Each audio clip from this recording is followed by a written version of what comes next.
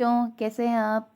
आज हम आपकी पाठ्य पुस्तक का पाठ 15 पढ़ने जा रहे हैं जिसका नाम है उड़न परियां, जिसमें हम पढ़ेंगे कल्पना चावला और सुनीता विलियम्स के परिश्रम से न केवल उन्होंने अपने परिवार को सम्मान दिलाया बल्कि हमारे देश का नाम भी रोशन किया।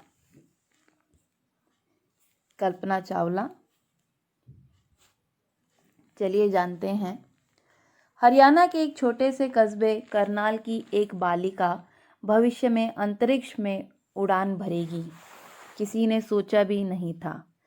तो हरियाणा के एक छोटे से कस्बे में जिसका नाम है करनाल, वहाँ की जो एक लड़की है वो भविष्य में फ्यूचर में अंतरिक्ष की उड़ान भरेगी, ऐसा शायद किसी ने सोचा भी नहीं था। परंतु दृढ़ निश्चय वाली इस बालिका ने अपने सपनों को साकार कर दिखाया। तो दृढ़ निश्चय इस बालिका ने रखा और जो उसने सपने देखे थे उसे उन्होंने साकार करके दिखाया, यानी पूरा किया। इस बालिका का नाम था कल्पना चावला। बचपन से ही कल्पना ने अपनी एक अलग राह चुनी और मंजिल तक पहुंचने के लिए कदम बढ़ाए। तो बचपन से ही कल्पना चावला ने एक अलग ही राह, एक अलग मार्ग चुना था, रास्ता चुना था और उस मंजिल को पाने के लिए वो लगातार मेहनत करती चली गई और आगे बढ़ती चली गई। कल्पना चावला का जन्म हरियाणा के जिले करनाल में 1 जुलाई 1961 को हुआ था। उनकी माता का नाम संयोगिता चावला और पिता का नाम बनारसी लाल चावला था।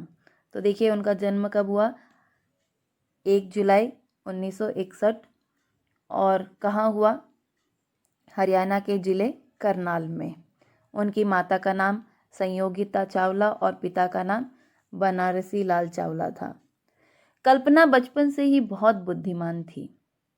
इन्होंने अपनी प्रारंभिक शिक्षा करनाल में ही पूरी की थी। तो प्रारंभिक स्टार्टिंग की जो शिक्षा है, शुरुआत की उन्होंने करनाल में ही पूरी की थी। भारत विभाजन यानी बंटवारे के उपरांत चावला परिवार पाकिस्तान से करनाल आया था। तो जब भारत और पाकिस्तान का विभाजन हुआ, बंटवारा हुआ, तो ये जो चावला परिवार है वो पाकिस्तान से करनाल आया था। शरणार्थी होने के कारण, यानी किसी जगह को छोड़कर या निकाल देना बोल सकते हो, निकाल देने के बाद कहीं और जाकर शरण लेना, उसे शरणार्थी कहते हैं। शरणार्थी होने के कारण कल्पना के पिता ने हर काम नए सिरे से शुरू किए। तो अब शरणार्थी है, वो बाहर से आए थे, उनके पास कुछ नहीं था करने के लिए, तो जो भी उन्हें मिलता था काम या जो भी वो काम करते थे एक नए सिरे से शुरू करते थे। अपने परिवार का पालन पोषण करने के लिए उन्हें बहुत से पापड़ बेलने पड़े। पापड़ बेलने का मतलब इधर वो वाले पापड़, खाने वाले पापड़ की बात नहीं हो रही, यहाँ पे पापड़ बेलने का मतलब उन्हें बहुत मेहनत करनी पड़ी। यहाँ तक कि उन्होंने गली गली घूमकर छोटे छोटे बर्तनों को लेकर भी बेचा। तो यहाँ तक कि उन्होंने गली गली घूमकर, गलियों में घूमकर छोटे छोटे बर्तन भी बेचे। समय के साथ साथ बदलाव होता रहा। तो जैसे जैसे समय आता जाता था उसी तरह बदलाव भी होते रहते थे। फिर उन्होंने कपड़ों की दुकान चलाई। पहले देखो क्या किया, पहले बर्तन बेचे गली में जाकर, फिर कपड़ों की दुकान चलाई। कुछ दिनों बाद उन्होंने टायर के उत्पादन का काम शुरू किया जो उनके लिए लाभकारी सिद्ध हुआ। तो कुछ दिनों बाद क्या करते हैं, जो टायर के उत्पादन का काम होता है उसे शुरू करते हैं और जो उनके लिए बहुत लाभकारी भी रहा, अच्छा भी रहा। टायर मशीन बनाने के कारण कल्पना के पिता स्वदेशी यानी अपने देश का मशीन के लिए राष्ट्रपति से सम्मानित हुए। तो देखो टायर बनाने की मशीन उन्होंने बनाई थी, इसीलिए उन्हें राष्ट्रपति से सम्मानित या उन्हें सम्मान भी मिला था। कल्पना को बचपन में मोंटू के नाम से पुकारा जाता था। तो याद रखिए कल्पना का बचपन का नाम है मोंटू। कोलंबिया की उड़ान पर जाने से पूर्व कल्पना ने इंडिया टुडे के प्रतिनिधि से कहा था, परिस्थितियां कैसी भी हों, मेहनत करते रहने से सपने साकार होने में सहायता अवश्य मिलती है। तो देखो, जब उनका इंटरव्यू लिया गया था तो इंडिया टुडे के जो प्रतिनिधि थे उन्हें भी उन्होंने कहा था कि परिस्थितियां या कैसी भी स्थिति में हम हो या परिस्थितियां जैसी भी हो, हमें मेहनत करते रहना चाहिए, तभी हम अपने सपनों को साकार कर पाते हैं। कल्पना चावला बहुत सरल स्वभाव की थी। उन्होंने परिवार की परंपरा के अनुसार परिश्रम और दृढ़ निश्चय के गुणों को आत्मसात यानी अपना लेना, आत्मसात मतलब अपना लेना, कर लिया था। यानी जैसे परंपरा थी उनके परिवार की कि मेहनत से काम करो, उसी तरह इन्होंने भी उन गुणों को अपना लिया था। यही कारण था कि वे अपने जीवन में पूरी तरह सफल होती चली गई थी। तो यही एक कारण है कि कल्पना चावला जब भी उन्होंने कुछ करने की कोशिश की या मेहनत की उसके लिए, तो वो सफल होती चली गई। कल्पना को बचपन से ही उड़ने में दिलचस्पी थी। यानी उनको बचपन से ही, अक्सर हम हवाई जहाज़ देखते हैं, हेलीकॉप्टर देखते हैं, तो हमें भी मन करता है कि काश हम भी उड़ पाते। तो उसी तरह कल्पना को बचपन से ही उड़ने में बहुत ही रुचि थी। उन्होंने पंजाब इंजीनियरिंग कॉलेज से एरोनॉटिकल इंजीनियरिंग में स्नातक डिग्री प्राप्त की। स्नातक यानी ग्रेजुएशन, ठीक है। वहाँ से पंजाब इंजीनियरिंग कॉलेज से एरोनॉटिकल इंजीनियरिंग में उन्होंने ग्रेजुएशन किया। बाद में वे अमेरिका चली गई और टेक्सास विश्वविद्यालय तथा कोलोरेडो विश्वविद्यालय से स्नातकोत्तर और डॉक्टरेट डिग्री प्राप्त की। स्नातकोत्तर यानी पोस्ट ग्रेजुएशन वहाँ से किया और डॉक्टरेट डिग्री प्राप्त की। उपाधि प्राप्त करने के बाद उन्होंने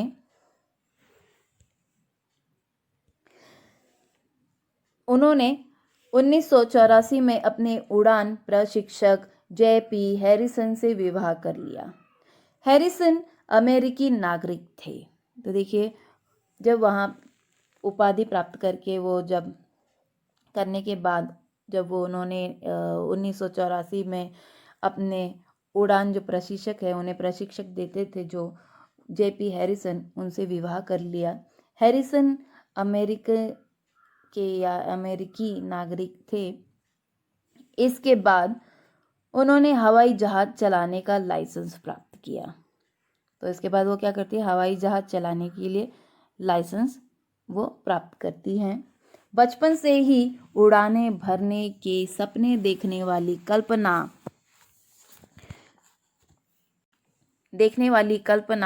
1988 में नासा से जुड़ी। तो देखो, बचपन से ही जो सपने देख रही थी उड़ने के, उड़ाने भरने की, तो 1988 में वो नासा से जुड़ी। इसके बाद ही उन्होंने अपने सपनों में हकीकत के रंग भरना शुरू कर दिया।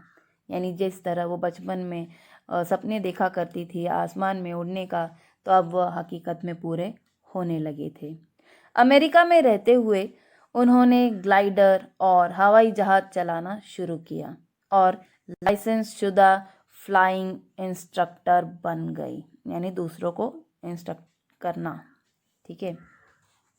अपनी साहसी प्रकृति के कारण कल्पना ने एरोबेटिक स्टंट शुरू किया, यानी हवाई करतब करना शुरू किया। कल्पना की अमेरिकी अंतरिक्ष कार्यक्रम से पहचान 1988 से शुरू हुई, जब उन्होंने पावर्ड लिफ्ट गणनात्मक द्रव्यगातिकी के क्षेत्र में नासा के एम्स शोध केंद्र में काम करना शुरू किया। बाद में थोड़ी देर के लिए कैलिफोर्निया आधारित कंपनी में उपाध्यक्ष और शोध वैज्ञानिक के रूप में काम किया। तो देखो, कैलिफोर्निया में बाद में उपाध्यक्ष के रूप में और शोध वैज्ञानिक यानी रिसर्च करना, उस वैज्ञानिक के रूप में काम किया। कल्पना को अंतरिक्ष यात्रा का पहला मौका नवंबर 1997 में मिला। वह कोलंबिया के 6 सदस्यीय दल में शामिल हुई। 6 सदस्य नहीं, 6 लोग। इस मिशन में नासा ने कल्पना चावला को भार रहित अवस्था में होने वाले परिणामों का अध्ययन करने की जिम्मेदारी सौंपी। यानी जब भार नहीं होगा, ठीक है, तो फिर क्या परिणाम होंगे, ये अध्ययन करने की जिम्मेदारी उस पे या उनको सौंपी गई।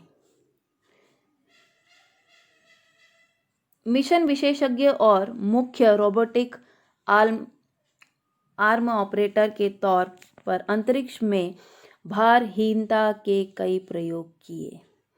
तो आर्म ऑपरेटर यानी किसी मशीन या वस्तु को ऑपरेट करना। तो ऐसे अंतरिक्ष में कई प्रयोग किए गए थे भारहीनता के। कल्पना ने पृथ्वी की रक्षा में 252 चक्कर लगाए और अंतरिक्ष में 360 से अधिक घंटे बिताए। तो देखो, कल्पना ने पृथ्वी के कितने चक्कर लगाए? 252, और अंतरिक्ष में 360 से भी अधिक घंटे उन्होंने बिताए। इस दौरान 10.4 करोड़ मील की यात्रा की। वे अपने साथी अंतरिक्ष यात्रियों के साथ 5 दिसंबर 1997 को पृथ्वी पर सकुशल लौट आई। तो अपने साथियों के साथ वो 5 दिसंबर को 1997 को पृथ्वी पर सकुशल यानी अच्छे से लौट आती हैं। कल्पना को दूसरी बार 16 जनवरी 2003 को 6 अन्य वैज्ञानिकों के साथ अंतरिक्ष में जाने का अवसर मिला। तो अब कल्पना को दूसरी बार मौका मिलता है अंतरिक्ष में जाने का, तो वो मिलता है 16 जनवरी 2003 में। इस अंतरिक्ष मिशन में उन्होंने बहुत से चिकित्सीय अनुसंधान किए, यानी मेडिकल रिसर्च की। 16 दिन के इस चिकित्सा अनुसंधान में सभी अनुसंधान सफलतापूर्वक किए गए। तो ये कितने दिनों के लिए था? 16 दिनों के लिए। इसमें जितने भी मेडिकल रिसर्च थे, चिकित्सीय अनुसंधान थे, वो बहुत ही अच्छे से सफलतापूर्वक हुए थे।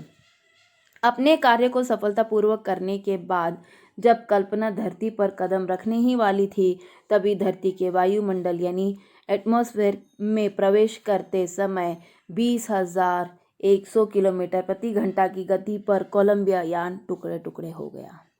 तो देखो, सब सफलतापूर्वक करके आ ही रहे थे कल्पना चावला और उनका यान और उनके जो साथी हैं, मगर जैसे ही उन्होंने अपने एटमॉस्फेयर में यानी धरती के एटमॉस्फेयर में वायुमंडल में प्रवेश किया, तो वो जो यान है कोलंबिया, वो टुकड़े टुकड़े हो गया। इस यान में कल्पना सहित उसके 6 अन्य साथी मारे गए और चारों ओर सन्नाटा छा गया। तो इस यान के साथ यानी कोलंबिया यान के साथ कल्पना और उनके अन्य साथी मारे गए, जिसके कारण चारों तरफ सन्नाटा छा गया या लोगों में दुख छा गया।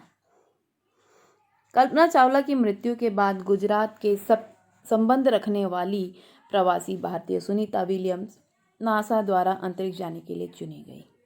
तो चलो देखिए, सुनीता विलियम्स फिर नासा द्वारा अंतरिक्ष जाने के लिए चुनी जाती हैं, जिनका संबंध आता है गुजरात से। सुनीता विलियम्स आकाश को छूने की तमन्ना और लगातार आगे बढ़ते जाने के जुनून ने ही सुनीता के अंतरिक्ष की ओर जाने तथा समझने के नए नए द्वार खोल दिए हैं। तो बचपन से ही उनकी तमन्ना रही है कि वो आकाश को छुएं, और उसके लिए उन्होंने बहुत मेहनत की और लगातार आगे बढ़ती रहीं, जिसके कारण उन्हें यह मौका मिला। सुनीता विलियम्स की इच्छा शक्ति, दृढ़ता और उत्साह ने यह सिद्ध कर दिया कि भारतीय नारी हाड़ मांस का पुतला मात्र नहीं, वह एक आत्मा है। तो सुनीता विलियम्स की जो इच्छा शक्ति है, जो उत्साह है उनमें, जो दृढ़ता है उनमें, वो उन्होंने सिद्ध कर दिया कि एक भारतीय नारी सिर्फ हड्डी और मांस का पुतला नहीं है, हड्डी और मांस से भरा हुआ पुतला नहीं है, वो है एक आत्मा है। उसका अपना अस्तित्व है, उसकी एग्जिस्टेंस अपनी है, मौजूदगी है। समय के हर मोड़ पर उसने अपनी शक्ति एवं शौर्य का परिचय दिया। जहाँ जहाँ ज़रूरत पड़ी शक्ति की, ताकत की, वहाँ उन्होंने उस चीज़ का परिचय दिया। सूर्य की भांति उसने अपनी गर्माहट से पाला है, सुरक्षा दी है और सहारा दिया है। सूर्य की भांति उसने अपनी मुस्कान से हर अंधेरा दूर भगाया है। अगर उसकी गोद शिशु के लिए सुंदर पालना बन सकती है तो उसकी संगठन शक्ति यानी ऑर्गेनाइजेशन, उसका प्रेरक व्यक्तित्व कार्यस्थलों पर समूहों में जोश उत्साह भी भर सकता है। सागर की अतल गहराइयों से, अतल यानी तल रहित, पर्वत शिखरों की ऊंचाइयों को ही नहीं अपितु अंतरिक्ष को भी उसने माप लिया है। तो जो भी उनकी तमन्नाएं थी अंतरिक्ष को छूने की, वहाँ उन्होंने ये कह सकते हो कि कड़ी मेहनत करके, मेहनत से, लगन से, अपनी इच्छा शक्ति से उस चीज़ को कर दिखाया है या उस स्तर तक पहुंची है। सुनीता विलियम्स का जन्म 19 सितंबर 1965 में ओहायो यूएस में हुआ था। देखिए उनका जन्म कब हुआ, 19 सितंबर 1965 में ओहायो यूएस में। उनके पिता डॉक्टर दीपक पांड्या गुजरात के रहने वाले थे। सुनीता ने फ्लोरिडा इंस्टीट्यूट ऑफ मैनेजमेंट में मास्टर की डिग्री प्राप्त की। नासा के साथ इनका सन 1998 में संपर्क हुआ। तो नासा के साथ कब संपर्क हुआ इनका पहली बार? 1998 में। भारतीय मूल की अमेरिकी अंतरिक्ष यात्री सुनीता विलियम्स उर्फ सुनी ने आज इतिहास रच दिया है। आज तक अंतरिक्ष यात्री शेनन लूसिड ने सन 1996 में 188 दिन और 4 घंटे तक स्पेस में रहने का रिकॉर्ड बनाया था। तो देखो अंतरिक्ष यात्री जो शेनन लूसिड थे, उन्होंने ही 188 दिन और 4 घंटे तक स्पेस में रहने का रिकॉर्ड बनाया था। अमेरिकी अधिकारियों के अनुसार सुनीता ने इस रिकॉर्ड को तोड़ दिया। उन्होंने 10 दिसंबर 2006 में STS-116 नामक स्पेस शटल मिशन के दौरान 195 दिन और 29 घंटे 17 मिनट तक स्पेस वॉक का रिकॉर्ड बनाया है। तब देखो अमेरिकी जो अधिकारी है वो, उनके अनुसार उनका कहना है कि सुनीता विलियम्स ने शेनन लूसिड का रिकॉर्ड तोड़ दिया है। सुनीता विलियम्स ने स्पेस मैराथन का रिकॉर्ड बनाने के साथ साथ अंतरिक्ष प्रयोगशाला में ऐसे कई परीक्षण यानी जांच किए हैं, टेस्टिंग की है भी किए जो भावी अंतरिक्ष यात्रियों के लिए लाभदायक सिद्ध होंगे। तो सुनीता विलियम्स ने ऐसे कई जांच किए हैं या टेस्ट किए हैं जिसके कारण जो आने वाली पीढ़ी है उन लोगों को उस चीज़ का लाभ ज़रूर मिलेगा। इन्होंने माइकल विलियम्स के साथ विवाह किया है। भारत प्रवासी सुनीता विलियम्स को इनकी असाधारण उपलब्धियों के लिए सितंबर 2007 में वर्ल्ड गुजराती सोसाइटी द्वारा सरदार वल्लभ भाई पटेल प्रतिभा सम्मान प्रदान किया गया। तो उन्होंने असाधारण उपलब्धियां या असाधारण चीज़ें कर दिखाई थी, इसलिए सितंबर 2007 में वर्ल्ड गुजराती सोसाइटी द्वारा उन्हें सरदार वल्लभ भाई पटेल प्रतिभा सम्मान से सम्मानित किया गया था। इस प्रकार एक साधारण व्यक्तित्व से ऊपर उठकर सुनीता ने अपनी असाधारण प्रतिभा को पहचाना और कड़ी मेहनत तथा आत्मविश्वास के बल पर उसका भरपूर उपयोग किया। तो सुनीता विलियम्स ने अपने व्यक्तित्व को पहचाना और अपनी प्रतिभा को पहचाना और कड़ी मेहनत और आत्मविश्वास के बल पर उन्होंने उसे पूरा किया, उसका पूरा उपयोग किया। यह जो पाठ है वो लिखा है डॉक्टर मधु धवन जी द्वारा। डॉक्टर मधु धवन। धन्यवाद।